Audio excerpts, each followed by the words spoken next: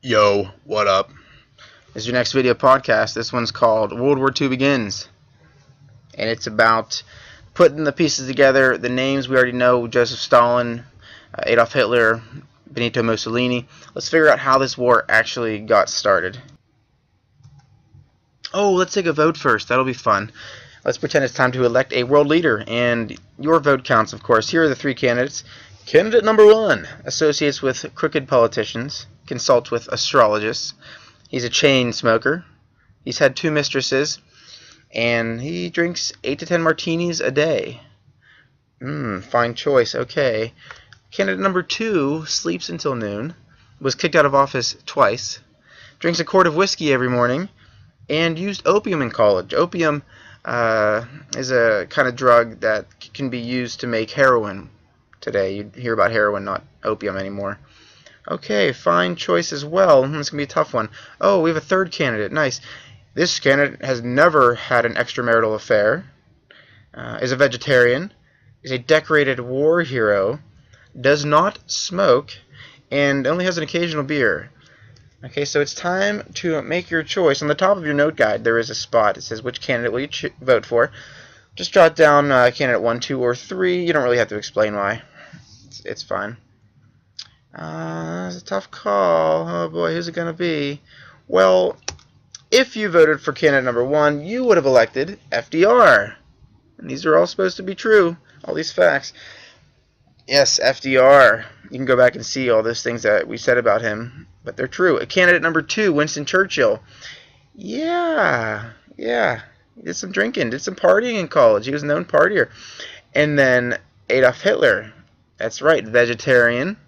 Never had an extramarital affair, which is actually kind of cheating because I think he was only married for like 3 days while he was, or maybe a day even, when he was in his bunker before he killed himself the last day, almost the last few days of the war. So technically he never had an affair. Yeah, how about that? So I guess you can't judge a book by its cover is the lesson. Now listen, I'm going to show you a couple slides. Do not write anything down quite yet. Okay, I'll tell you. I promise it'll be very clear when you do write. Just hold your horses, relax, and just listen to the things I have to tell you, this little review. So, the Axis powers. It's Hitler. Actually, the word should be reversed. I'm sorry. This is Hitler. This is Mussolini. Those two had an agreement together, and eventually Japan is going to join them.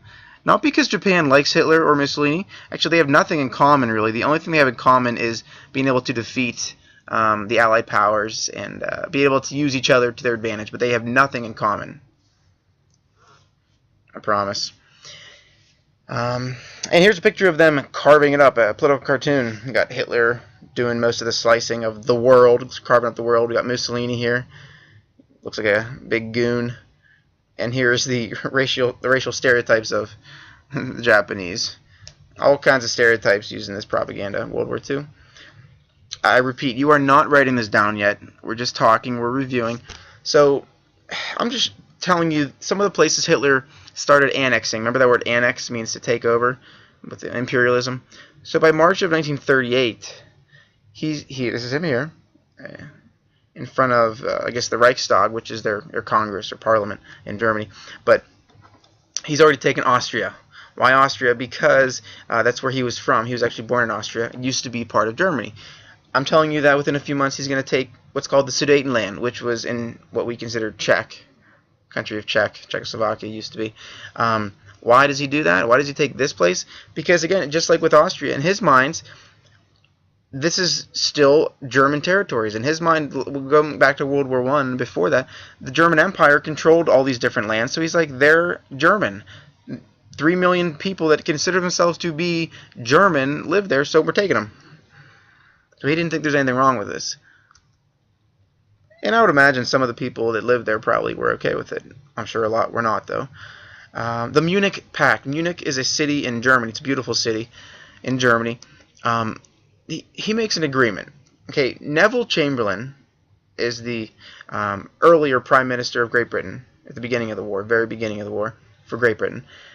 And the French Prime Minister, I don't know how you say it, Daladier, we'll say, do not oppose Hitler's move into the Sudetenland. They don't put their foot down because Hitler, he said, oh, I promise, I make you a promise, we'll call it the Munich Pact, I wonder if I can trust Hitler. Does he seem like a trustworthy guy? And he promises no more territorial gains. Just give me this last. Give me Czechoslovakia. Give me the Sudetenland. Give me Austria. I promise, no more. I'm not so sure we should trust Hitler, but okay. And this policy of giving in to Hitler is called appeasement.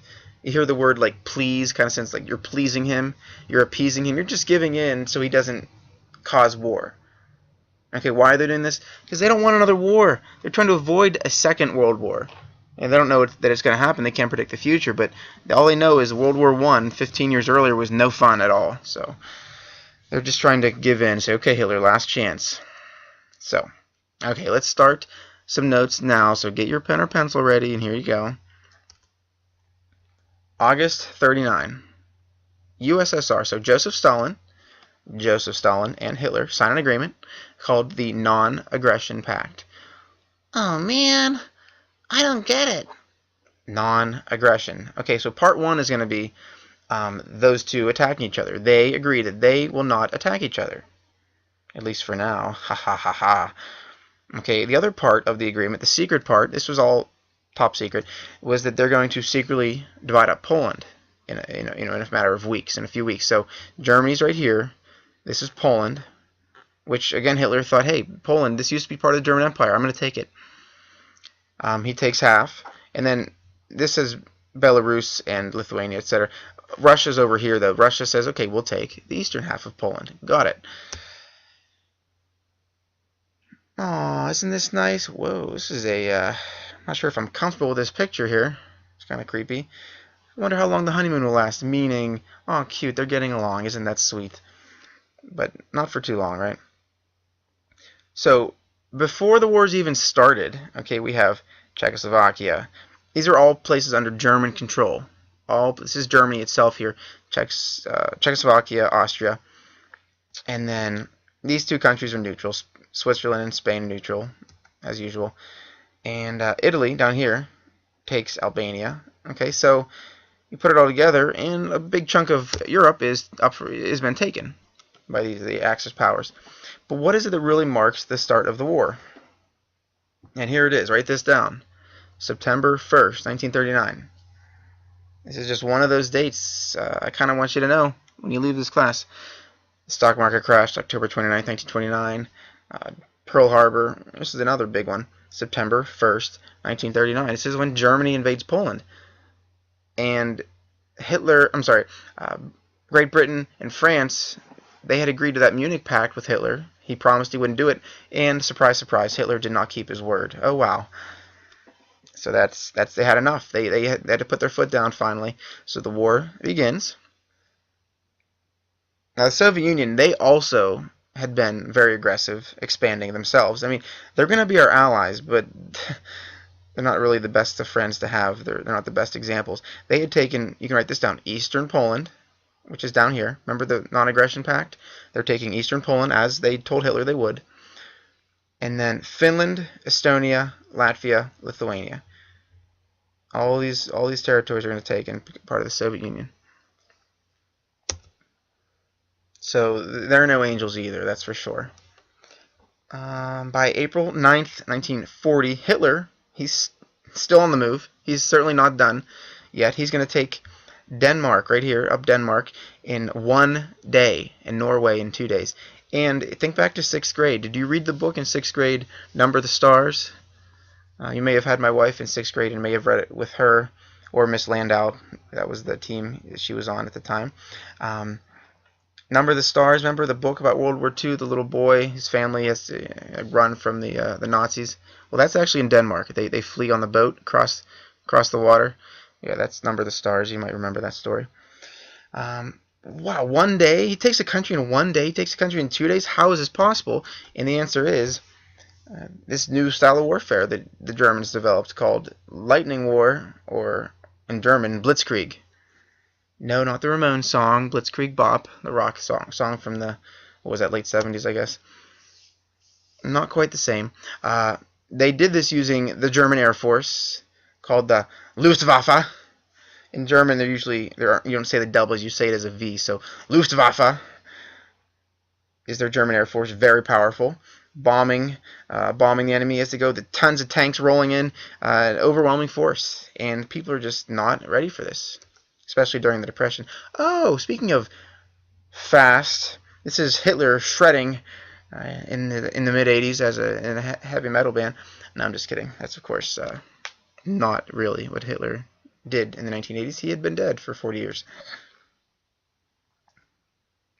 Man, he's still on the run.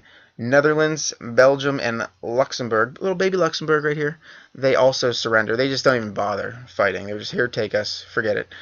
So, that means there's only a few places left that aren't part of the Axis powers, that they haven't taken over. France is one of them. France is a pretty big country, pretty important country with their economy and all. So they had been preparing. Remember, they share a border with Germany. Here is Germany, here's France. They were kind of expecting sooner or later this might happen again. So they had prepared what's called the Maginot Line. And it's a French defense that they built over the years to defend themselves. They put 2 million French soldiers there. They're ready to go. The thing is, the catch is, they were ready for trench warfare. If it was World War I style trench warfare, they would have been fine. However, Hitler's fighting with this new blitzkrieg, this new lightning war, where it's tons of tanks and airplanes and men moving real quick. Now the Maginot Line, this is a cross section of what it looked like, and this is pretty cool. The enemy would be coming from this way. Okay, so you got tank traps, you got barbed wire, you have pillbox guns, you have an underground, all these tunnels with like storage and things, and more guns, and so they were ready to go. Here's some of these guns ready to shoot. Oh, look, UFO, cool. This is apparently the inside of the Maginot Line after the war, I guess, when it was in disrepair later on. But oh no, Hitler outsmarted them. Oh, does this sound familiar? Oh, look at that. The Germans invaded France through neutral Belgium. Sounds vaguely familiar. Yes, he did it. Same thing in World War I. Okay, so that's that. France, see you later. Sorry about that. Let's talk about Dunkirk. Dunkirk, over here in Belgium, right along the border of France and Belgium. And what happened was, the French and the British are trapped there by the Germans. Okay, they're trapped. The Germans were going through Belgium, and they trapped. They ran a lot of the British and French soldiers in along the coast. So they're pinned in front of them up this way, or the German soldiers behind them are the water. Oh no, what am I gonna do? Swim across the English Channel? I guess you could. So let's see here, kids. What can you think of? What might the miracle at Dunkirk be? What do you think might be the options? Okay, I don't think Superman was alive yet, so that's not a good option.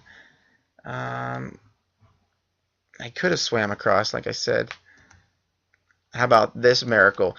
They organized the English fishermen to sail their boats across the English Channel and evacuate them, just like ragtag, in a ragtag way.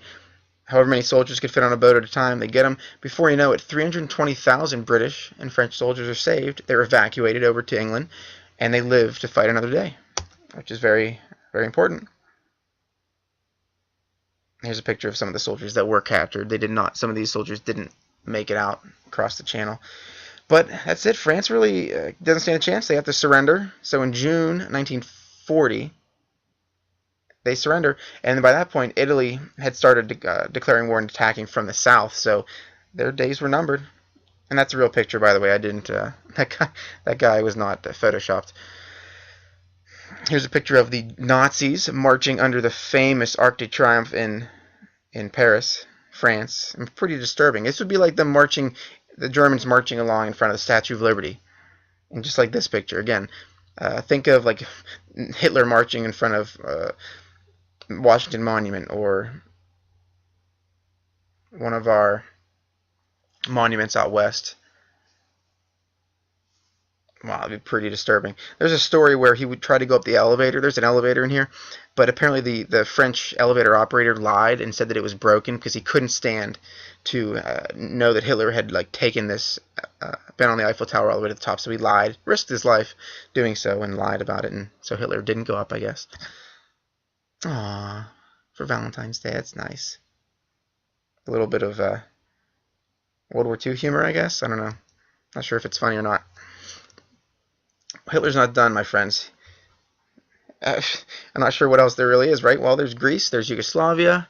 takes those. 1941.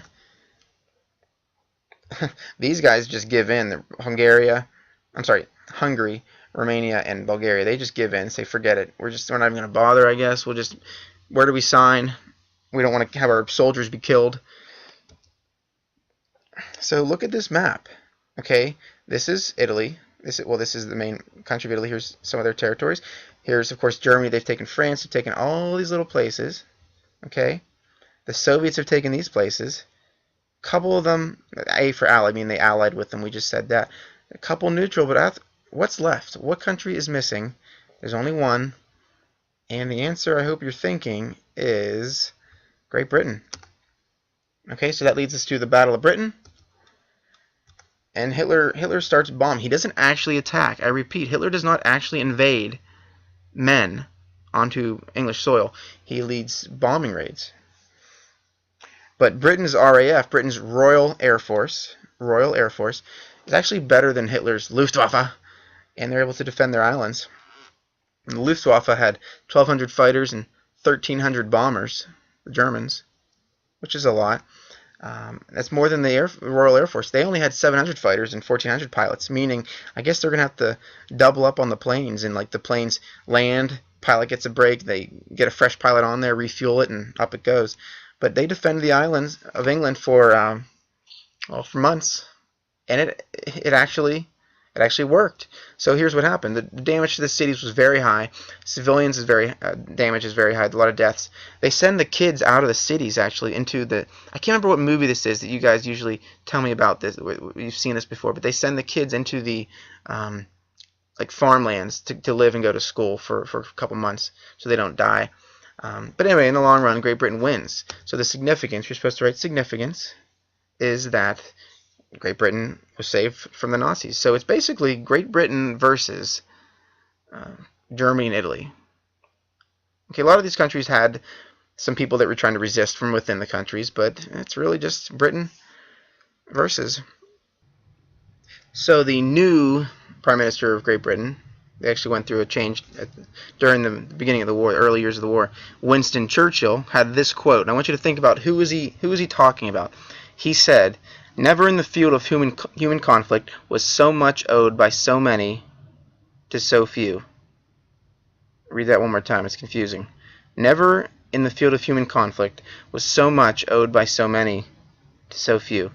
For extra credit point, on a piece of paper, you can try to write down, like decode, what is he saying? Tell me what he's really saying. Who is owing who to what, and how many and what? And that's where we're going to stop. You get the rest tomorrow with you in class. But don't forget, right now, take the quiz, and I'll see you soon.